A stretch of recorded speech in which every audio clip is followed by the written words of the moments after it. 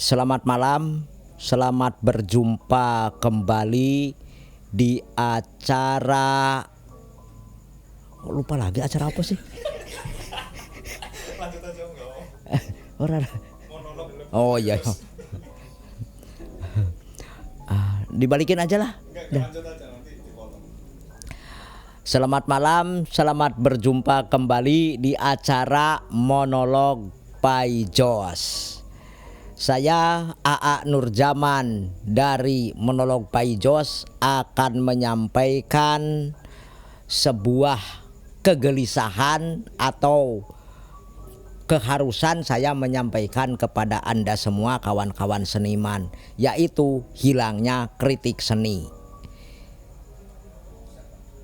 Tema wacana malam ini terinspirasi dari FB-nya Ugo Untoro, seorang seniman senior, layak disebut maestro, sahabat saya sendiri yang saya hormati dan kagumi. Beliau menulis di sini sebagai berikut. Apa yang biasanya seniman, khususnya perupa, bila sudah populer sampai mancanegara, kekayaan yang menakjubkan dan menjadi contoh panutan bagi perupa muda. 1. Tetap untuk tidak peduli, tetap berkarya dengan spirit yang makin intens, tanpa peduli diterima, dipahami, diapresiasi atau tidak. Mereka ini makin lebur dalam dunianya. 2. Tetap berkarya dengan mempertahankan gaya stylenya yang sudah dikenal sebab materi dan popularitas telah mengurungnya.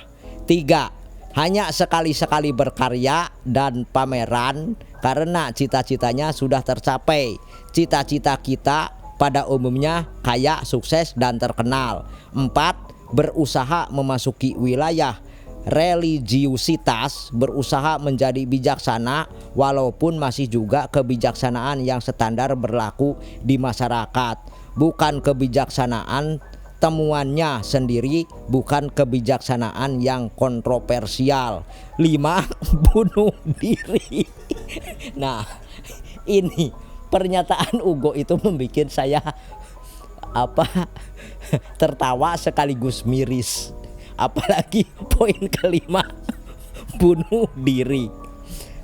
Ugo Untoro itu sering kali kalau ngobrol kepada saya, pokoknya nulis kritik seni di media. Dulu kan kamu biasa nulis di koran. Saya jawab, aku nulis sekarang kerep di pameran. Iya, tapi kamu kan cuma muji-muji aja. Piye carane dodolan lukisan lewat pameran? Ya kalau aku gini kok, lukisan yang bagus itu kan bukan cuma dipuji tapi harus dibeli. Ya piye carane lukisan yang aku pamerkan misalnya punya teman-teman ya dibeli, ya caranya dipuji. Wah, jangan koyo ngono kuwi. Kritik seni wis ilang. Tapi ya aku percaya kowe sih resik lah. Ya nulis sebagaimanapun memuji ya nyacat ya tetap ono. Tapi sing aku khawatir kan saiki memang pelukis-pelukis di bawah generasi kita ini itu sudah kehilangan kritikan, kehilangan masukan yang sebenarnya itu nutrisi terbaik bagi perkembangan karya mereka. Sekarang saja sistem pameran mereka cuma nunggu undangan diajak pameran. Nah, saya mencermati dua kejadian bersama sahabat saya ngobrol itu, Ugo Untoro itu, bahwa benar di negeri pelukis, di pusat negeri pelukis ya, Jogja, pusat nasional lukisan itu kota Jogja, itu yang namanya kritik seni itu sudah hilang musnah, ditelan bumi, tidak pernah ada lagi. Saya tidak pernah menemukan di media sosial terutama FB atau Facebook yang namanya kritik seni, kecuali di Facebooknya Ugo, di status itu kritik seni masih ada. Itu pun hanya di status, bukan di tulisan ilmiah. Apakah itu di internet, apakah itu di koran cetak semacam Kompas yang bagi saya cukup terpercaya, atau di media cetak lainnya dulu ada Visual Art atau apa, itu tidak pernah menemukan lagi yang namanya kritik seni. Apalagi di tulisan-tulisan katalog, termasuk katalog-katalog pameran yang saya tulis juga saya tidak menemukan kritik seni.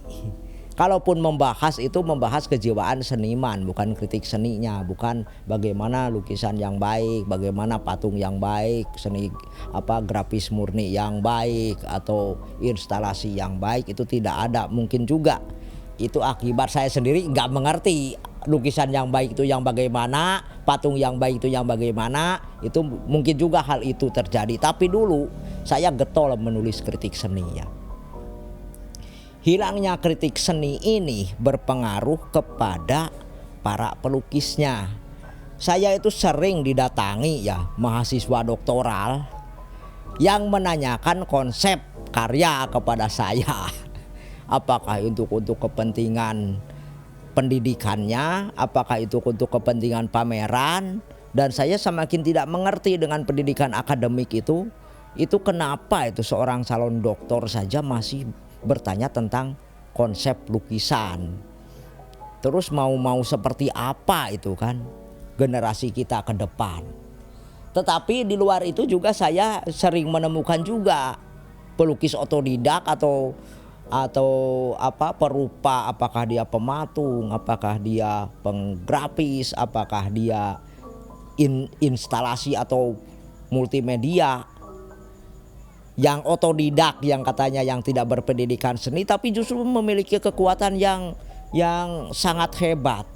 Konsepnya jelas, karya-karyanya juga jelas, perkembangannya juga jelas, estetiknya jelas, persoalan yang diangkat oleh dia, kejiwaannya juga jelas, dan saya bisa menemukan sudut pandang untuk membongkarnya. Apakah itu lewat teori-teori prosaik sama poetik, apakah itu lewat psikoanalisa, apakah itu lewat fenomenologi, hermeneutik dan sebagainya. Itu bisa saya dapatkan justru bukan dari orang-orang yang berpendidikan akademik. Tidak usah saya sebutkan lah. Itu sangat aneh. Ketika kritik seni hilang, itu keadaan menjadi terbalik. Yang lulusan akademik menjadi tidak mengerti apa yang namanya konsep dan filosofis. Filosofis dianggap konsep, dan konsep itu sendiri tidak tahu. Itu yang menjadi saya heran. Tapi ketika ketemu dengan orang-orang yang di luar akademis, justru dia paham sekali apa yang namanya konsep, apa yang namanya filosofis, bisa membedakan di mana konsep, di mana filosofis.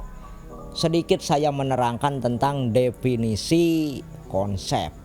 Definisi konsep itu menurut sebuah teori what is philosophy, Felix Guattari, Gilles Deleuze dan Felix Guattari, itu menyebutkan bahwa konsep itu terdiri dari banyak sekali komponen. Definisi pertamanya itu konsep adalah sesuatu yang terdiri dari banyak sekali komponen, banyak sekali bukan banyak komponen, banyak sekali komponen. Keduanya, konsep itu pemikiran yang sangat cepat yang ada di pikiran untuk membentuk satu metafora. Dan yang ketiga, cukup tiga aja lah, bahwa konsep itu adalah niat dan tindakan. Seperti kita mau, kalau saya muslimnya mau wudhu, itu kan tindakannya niatnya sambil praktek disatukan. Itu namanya konsep. Sementara filosofi itu isi daripada sebuah karya. Maksudnya itu apa, tujuannya apa, kemudian maknanya itu apa. Makna itu misalnya saya kok sekarang nggak jadi ke suatu tempat. Wah, ini merugikan sekali pada sudah direncanakan. Ternyata ketika di lain waktu saya mengerti bahwa tidak jadi ke suatu tempat itu akan bertemu sesuatu yang lain lagi, yaitu makna. Makanya dalam kejadian misalnya corona ini, kalau orang sabar tentu ada maknanya. Bukan karena terjun bebasnya harga lukisan yang disebutkan dalam monolog saya pertama. Tapi bukan itu. Tapi siapa yang bertahan di dunia misalnya kesenimanan, itu dia yang patut diperhitungkan di arena berikutnya. Itu maknanya. Nah, itu yang disebut filosofi. Itulah demikian. Nah, hilangnya kritik seni itu sangat memungkinkan hilangnya konsep karya, juga hilangnya makna atau filosofi karya. Itulah bahayanya. Maka di dalam monolog ini saya berterima kasih sekali kepada sahabat saya yang selalu mengingatkan para seniman. Sahabat saya Ugo Untoro, sahabat the best saya yang saya hormati dan saya kagumi. Demikian monolog saya pada malam hari ini. Saya AA Nurjaman dari monolog Paijos, kemarin podcast Paijos, sekarang monolog Paijos, mengucapkan selamat malam dan terima kasih.